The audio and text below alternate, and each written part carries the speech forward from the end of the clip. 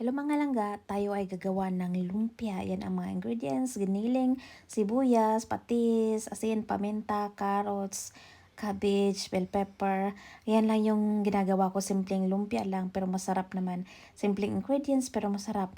Siyempre pag tayo ay um, mag-i-slice ng mga ingredients, siyempre kailangan maliit para maganda naman siyang kinalabasan.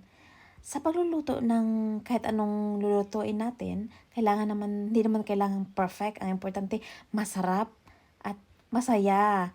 At masaya tayo habang tayo ay nagluluto. Ang importante, masarap para magustuhan ng mahal natin sa buhay.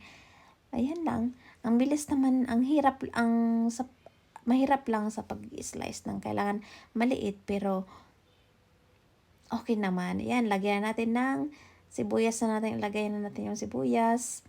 Tapos, pagkatapos niyan, paprika. Gusto ko yung paprika kasi mabango. Saka natin ilagay yung giniling. Ayan, kunting gisa lang. Tapos, lagyan na ng paminta. Pag hindi masyadong lutuin kasi maluluto din yan pag piniprito. Talagang hinahalo-halo lang natin, ginigisa lang natin ng kunti para mamaya, para pag binibalot siya at saka pag piniprito na siya, masarap na siya. Masarap na yan. Hindi lang masyadong lutuin para hindi siya sobrang lata.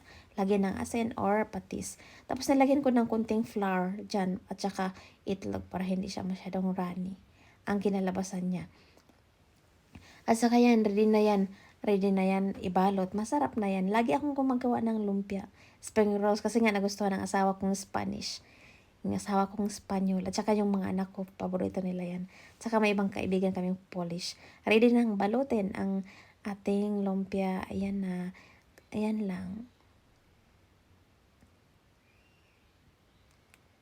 Ganyan lang siya sa paggawa ng lumpia. Simpleng lumpia at na masarap naman. Hindi na kailangang bongga. Importante, masaya at masarap. Yun lang. Ayan na. Yan na yung kinalabasan. Nakagawa tayo ng 40 peraso, 40 peraso. Yan. Thank you.